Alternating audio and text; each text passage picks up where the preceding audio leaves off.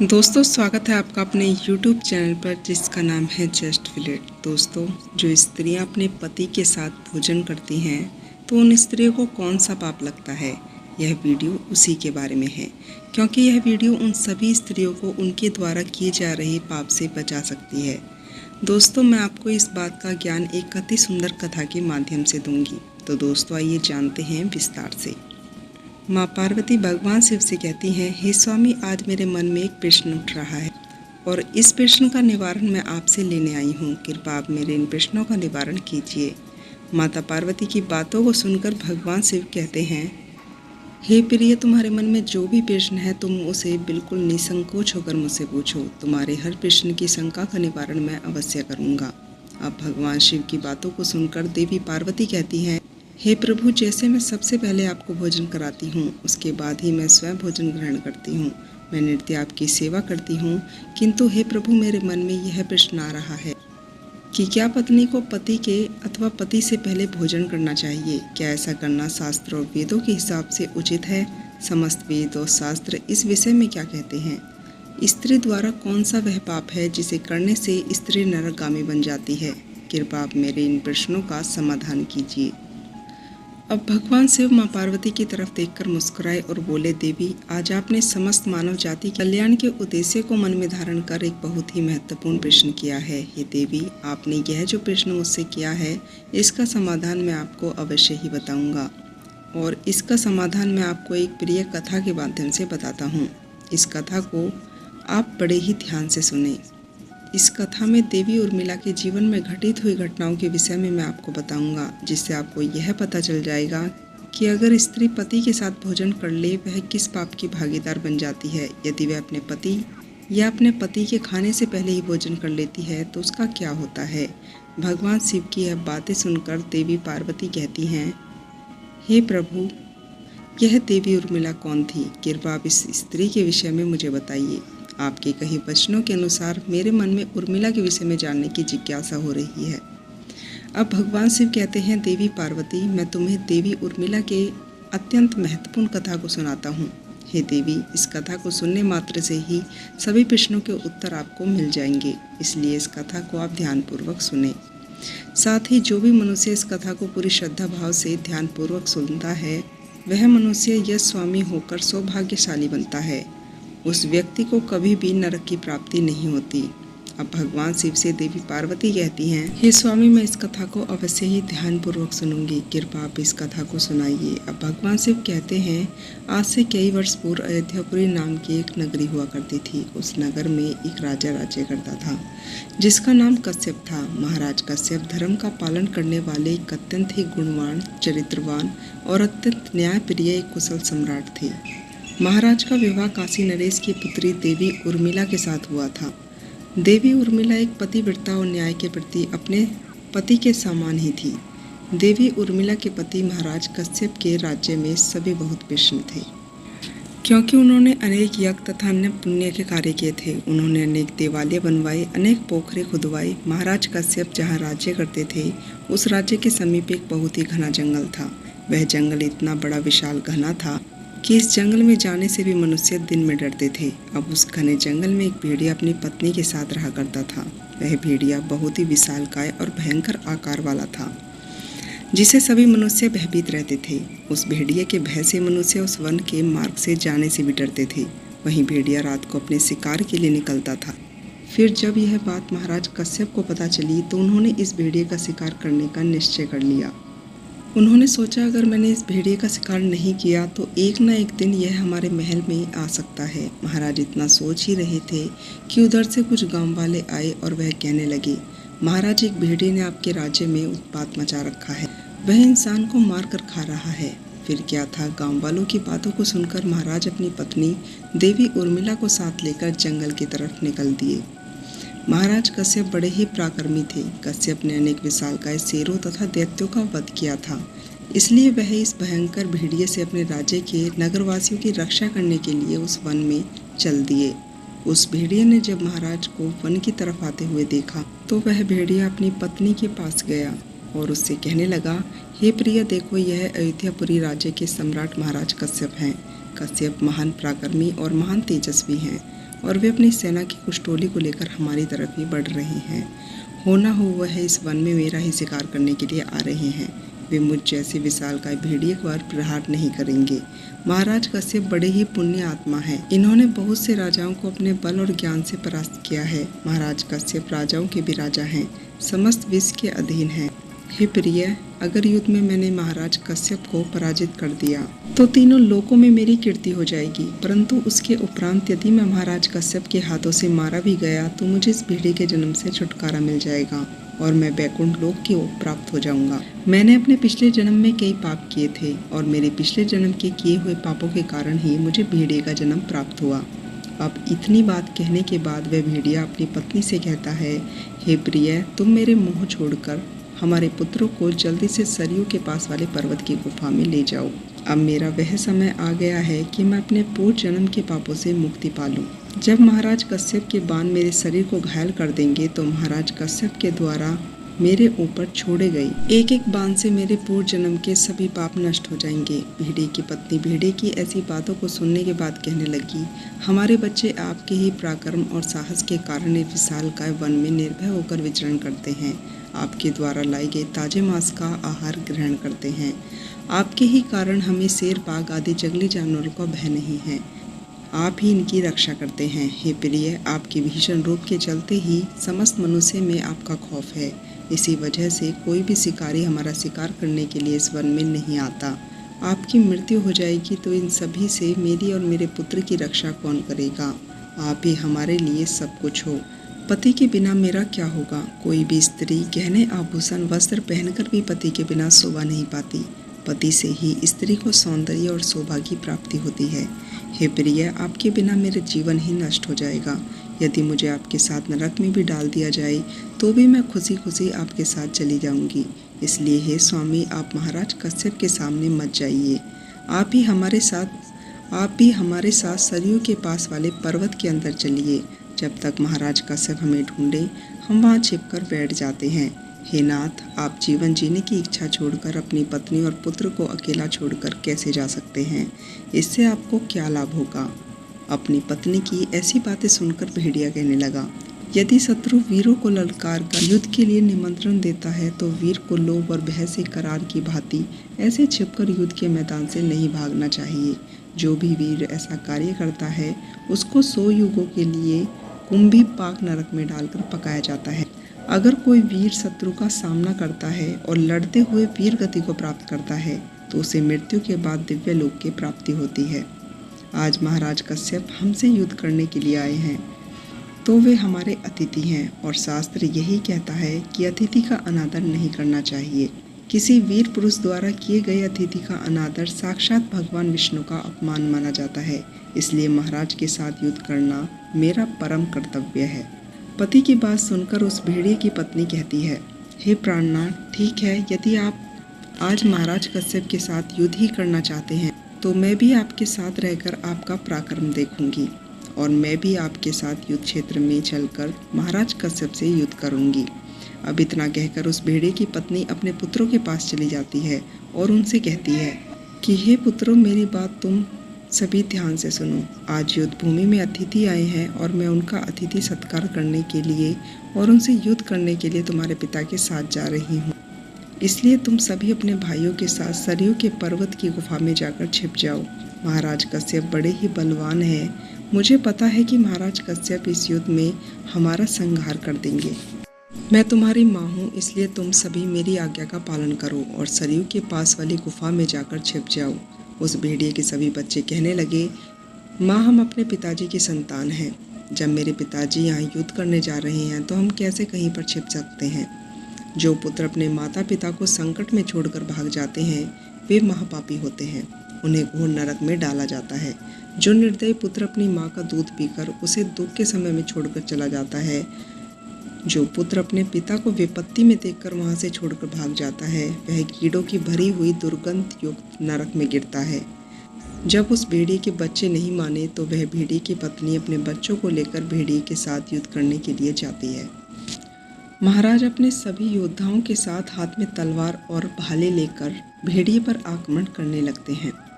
फिर भेड़िया और सैनिकों के बीच भीषण युद्ध होने लगता है। दोनों ही तरफ से भीषण प्रहार करने लगते हैं।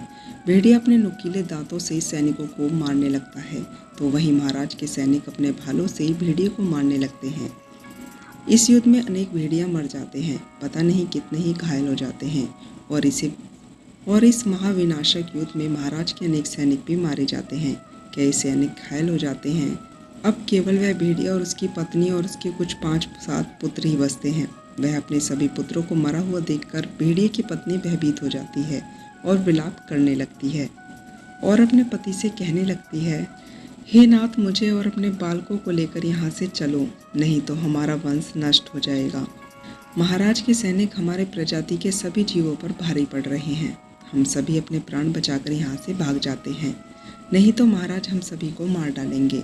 अपनी पत्नी को ऐसा भयभीत देखकर वह भेड़िया कहने लगता है, हे प्रिय, 2 शेरों के बीच एक सूअर पानी पी सकता है, लेकिन 2 सूअरों के बीच एक शेर पानी नहीं पी सकता। भेड़िया जाति पर ऐसा बल देखा जाता है कि इस एक कारण से भेड़िए से सभी भयभीत हो जाते हैं और तुम कहती हो कि मैं इस युद्ध में पीठ दिखाकर भाग जाऊं। अगर इस समय मैं मृत्यु के भय से भाग भी जाऊं तो मैं भेड़िए की जाति की प्रसिद्धि नष्ट कर दूंगा, इसलिए तुम हमारे बच्चों को लेकर यहाँ से चली जाओ। भेड़िए की बात सुनकर भेड़िए की पत्नी कहने लगती है, नाथ, मैं आपसे बहुत प्रेम करती हूँ, आपसे मेरे मोह कभी नहीं छूटेगा, इसलिए मैं अपने पुत्रों के साथ आपके साथ ही प्राण त्याग दूंगी, किंतु हे नाथ, मैं आपको अकेला छोड़कर नहीं जाऊंगी। पत्नी के ऐसा कहने के बाद भेड़िया और उसकी पत्नी दोनों ही महाराज से युद्ध करने के लिए आगे बढ़े। अब वह भेड़िया भयंकर गर्जना करता हुआ महाराज को युद्ध के लिए ललकार देता है। वह भेड़िया अपने सामने आए बड़े से बड़े वीर योद्धाओं को दांतों से तिनके की भांति उठाकर फेंकने लगता है। जब महाराज कश्यप उस भेड़िए की गर्जना और अनेक सैनिकों को मारता तो वह अपने सैनिकों को मरता हुआ देखकर महाराज कश्यप को बहुत दुख होता है और वह क्रोधित हो जाते हैं और वे अपना धनुष बाण से आक्रमण करने लगते हैं। महाराज के द्वारा छोड़े गए बाण का वेग इतना तीव्र था कि वह जाकर सीधा भेड़िए की छाती में लगा, जिससे भेड़िया मूर्छित होकर जमीन पर गिर गया। महाराज के द्वारा किए गए प्रहार से भेड़िया मर जाता है। उस भेड़िए के मरते ही उसके प्राण निकल जाते हैं और वह भगवान विष्णु के लोक वैकुंठ धाम के लिए चला जाता है। महाराज के सैनिक अपने अपने हाथों में भाले लेकर उस भेड़िए की पत्नी को मारने के लिए आगे बढ़ते हैं, लेकिन तुरंत ही वह भेड़िए की पत्नी अपने बच्चों की रक्षा के लिए उनके सामने आकर खड़ी हो जाती है और बच्चों से कहने लगती है, बच्चों, जब तक मैं यहाँ खड़ी हूँ मैं इस सभी सैनिकों को रोकने का प्रयास करती हूँ, तब तक तुम यहाँ से तुरंत ही भाग जाओ। तो उस भेड़िए का बेटा कहता है, हे माता, अपने प्राणों के भय से मैं आपको मरने के लिए यहाँ कैसे छोड़ सकता हूँ। अगर मैं ऐसा करूँगा तो मुझे धिक्कार है। आप ऐसा करो, भाइयों को लेकर यहाँ से चली जाओ। अपने बेटे की बात को सुनकर भेड़िए की पत्नी कहने लगती है, पुत्र, मैं महापापनी बन जाऊंगी, मैं तुझे अकेला छोड़कर कैसे चली जाऊँ। वह भेड़िए की पत्नी इतना कह ही रही थी कि इतने में ही राजा के सैनिक उन पर आक्रमण कर देते हैं और सभी उन भेड़ियों पर प्रहार करने लगते हैं। अब भेड़िए का बेटा अपने पिता के समान ही भयंकर युद्ध करता है। जब महाराज कश्यप यह देखते हैं तो वह आगे आकर उन 2 भेड़िए के बेटों का भी वध कर देते हैं। जब भेड़िए की पत्नी अपने पुत्रों को यूं मरा हुआ देखती है तो वह भी बहुत क्रोधित हो जाती है और राजा के सैनिकों पर भीषण प्रहार करने लगती है और अनेक सैनिकों को मार डालती है। इस घटना को महारानी उर्मिला देख रही थी। अपने सैनिकों को यूं मरता देख रानी उर्मिला महाराज से कहने लगती है, महाराज, उस भेड़िए की पत्नी को देखो, वह हमारे सैनिकों को मार रही है, आप आगे चलकर उनका वध क्यों नहीं कर देते। तब महाराज कहते हैं, हे प्रिय, यह भेड़िए की पत्नी एक स्त्री है और मैंने वचन ले रखा है कि मैं स्त्रियों का वध नहीं करूँगा। महाराज ये कहकर चुप हो जाते हैं। महाराज की सेना में एक महाबलशाली सिपाही था। उसने उस भेड़िए की पत्नी पर प्रहार किया। उसके एक ही प्रहार से वह भेड़िए की पत्नी जमीन पर मूर्छित होकर गिर जाती है।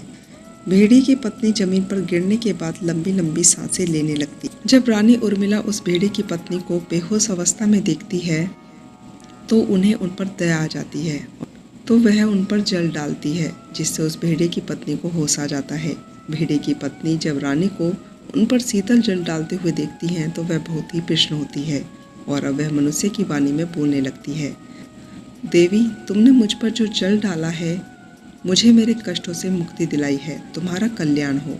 रानी को बड़ा आश्चर्य होता है कि एक भेड़िए की पत्नी मनुष्य की वाणी में कैसे बोल रही है। रानी ने उस भेड़िए की पत्नी से कहा, भद्रे तुम कौन हो? तुम्हारा बर्ताव विचित्र है। पशु होकर भी तुम मनुष्य की वाणी में बोल रही हो। तुम मुझे तुम्हारे पूर्व जन्म का वृत्तांत सुनाओ। किस कारण तुम्हें इस पशु के रूप में जन्म लेना पड़ा? अब रानी की बात सुनकर वह भेड़िए की पत्नी कहने लगती है, हे देवी, मेरे पति ने पिछले जन्म में गुरुजनों का अपमान किया था। इसी कारण से उन्हें भेड़िए का जन्म प्राप्त हुआ था और इसी वजह से मुझे भी भेड़ी योनि में जन्म लेना पड़ा। मैं आपको मेरे पूर्व जन्म का वृत्तांत बताती हूँ। हे देवी, कलिंग नाम के देश में श्रीपुर नाम का एक सुंदर नगर था। उस नगर में वसुदत्त नाम का एक विद्वान ब्राह्मण रहता था। मैं उसी वसुदत्त ब्राह्मण की पुत्री थी। उन्होंने मेरा नाम सुचेता रखा था। उस समय इस नगर में मेरे जितनी सुंदर और मेरे जैसी दिल को मोह लेने वाली स्त्री कोई भी नहीं थी। हे देवी, मैं अपने सौंदर्य और रूप पर बहुत घमंड करती थी। जब मैं जवान हुई तो मेरा सुंदर रूप को देखकर मेरी माता को बड़ा ही भय सताने लगा। मेरे पिताजी ने कहा कि हे कल्याणी, मैं अपनी पुत्री का विवाह उस पुरुष के साथ करूंगा जो विवाह करने के बाद मेरे घर में ही निवास करेगा। फिर एक दिन देवदत्त नाम का एक जवान विद्वान ब्राह्मण द्वार पर आ गया। मेरे पिता उसके ज्ञान और कुशलता को देखकर बड़े ही प्रसन्न हुए और बातों ही बातों में मेरे पिताजी ने उससे मेरे साथ विवाह के लिए पूछ लिया। मेरे पिताजी ने उस ब्राह्मण से मेरा विवाह करा दिया। अब क्या था, देवदत्त हमारे साथ ही हमारे घर में रहने लगे, परंतु मैं अपने पिता के लाड़ प्यार से बिगड़ी हुई थी। कभी अपने पति की सेवा नहीं की, उसके चरण स्पर्श नहीं किए, उसे हमेशा क्रूर दृष्टि से ही देखा, हमेशा उससे पहले ही भोजन कर लिया। वो मुझसे अत्यंत दुखी हो गए और मुझसे दुखी होकर उन्होंने मुझे छोड़ दिया। मुझे छोड़कर वह कहीं वन में चले गए। मेरे पति के जाते ही मेरे पिता को बहुत दुख हुआ और वह मेरी माता से कहने लगे, हे प्रिया सुनो, हमारा दामाद हमारी पुत्री को छोड़कर चला गया है। हमारी पुत्री ही पाप चढ़नी थी, दामाद तो विद्वान थे। मैं नहीं जानता था कि हमारी पुत्री दुष्ट कुल नाशनी होगी। फिर मेरी माता बोली, हमारे ही लाड प्यार के कारण हमारी पुत्री बिगड़ गई है। इसे सही राह पर लाने के लिए आपको कुछ करना होगा, क्योंकि पिता के घर में रहने वाली कन्या दुराचारी बन जाती है। आप इसका त्याग करके इसे इसके पति के पास भेज दीजिए। इसी प्रकार से मेरी माता के वचन सुनकर मेरे पिताजी बहुत क्रोधित हुए और मुझसे बोले कि तेरा पति जहाँ रहता है तू वहीं चली जा। फिर मैं अपने घर को छोड़कर चली गई और बाहर जाने पर मुझे लोगों ने उल्टा पापनी दुराचारी कहकर संबोधित करने लगे। इसलिए मैं अपने पति को ढूंढती हुई एक वन में चली गई। फिर एक दिन वन में एक कुटिया के सामने जाकर खड़ी हो गई और भिक्षा मांगने लगी। वहाँ पर उस कुटिया में रहने वाली देवयानी नाम की एक स्त्री ने मुझे देखा और अपने पति से कहा, स्वामी, द्वार पर एक दुखिया दुबली पतली स्त्री भिक्षा मांगने के लिए आई है। देवयानी का पति देवदत्त ही था। उन्होंने मेरा त्याग कर दिया था। मुझे देखकर उन्होंने मुझे पहचान लिया और अपनी पत्नी से कहने लगी, प्रिया, यह मेरी पहली पत्नी है जो मुझे बहुत ही प्रिय थी, इसलिए तुम इसका आदर सत्कार करके इसे घर में ले आओ। फिर देवयानी ने अपने पति की आज्ञा का पालन करते हुए मुझे घर के अंदर बुला लिया और मुझे पहनने के लिए अच्छे और साफ सुथरे वस्त्र भी दिए। एक दिन मैं बैठकर देवयानी के अच्छे स्वभाव का और मेरे दुष्ट स्वभाव का विचार करने लगी और मुझे बड़ा ही दुख होने लगा। अधिक चिंता करने के कारण मेरा हृदय फट गया। अब वह भेड़ी की पत्नी आगे बताती हुई कहती है, हे देवी, उसी क्षण मेरी मृत्यु हो गई। फिर यमराज के 2 दूत आए, उठाकर यमलोक में ले गए, जहाँ यमराज ने मेरा लेखा जोखा किया और यमदूतों से कहा, दूतों, इस पापनाशनी स्त्री ने अपने पति का बहुत अपमान किया है। यह पति से पहले ही भोजन कर लेती थी, उससे घर के काम करवाती थी, इसलिए इस पापनी स्त्री को लेकर नरक में डाल दो। और फिर यमराज का आदेश मिलते ही यमदूत मुझे नरक में ले गए और उन्होंने मुझे जलते हुए अंगारों में डाल दिया। इसी प्रकार से वह भेड़िए की पत्नी बोली, देवी, मैंने आपको मेरे पूर्व जन्म का लेखा जोखा सुना दिया। अब आप कृपया करके मुझे मेरे पापी जीवन से मुक्ति दिला दो। आप मुझे अपना थोड़ा सा पुण्य दे दो। तब महारानी ने राजा से आज्ञा लेकर भेड़िए की पत्नी को अपना 1 साल का पुण्य दे दिया। महारानी का ऐसे कहते ही उस भेड़िए की पत्नी का उद्धार हो गया। वह तुरंत ही स्वर्गलोक के लिए प्रस्थान कर गई। अब आगे भगवान शिव माँ पार्वती से कहते हैं कि आपको आपके सभी प्रश्नों के उत्तर मिल गए होंगे। वह कौन सा पाप है जो समस्त स्त्रियां करती हैं और उनको इस पाप को करने से बचना चाहिए, क्योंकि हमारे शास्त्रों में साफ साफ लिखा हुआ है कि पति के भोजन करने के उपरांत ही पत्नी को भोजन करना चाहिए। अब देवी पार्वती कहती हैं, प्रभु, आपने समस्त स्त्रियों को पाप से बचाने की जो कथा मुझे सुनाई है वह अलौकिक है। अब संसार की समस्त स्त्रियां इस कथा को सुनकर कोई गलती नहीं करेंगी। दोस्तों, आपको अगर यह कथा पसंद आई हो तो चैनल से जुड़े रहने के लिए चैनल को सब्सक्राइब करें और मोटिवेट करने के लिए वीडियो को लाइक करें। तो दोस्तों, मिलती हूँ इसी प्रकार की अन्य जानकारियाँ लेकर। तब तक के लिए आप अपना ध्यान रखें, खुश रहें। जय सनातन, जय श्री राम।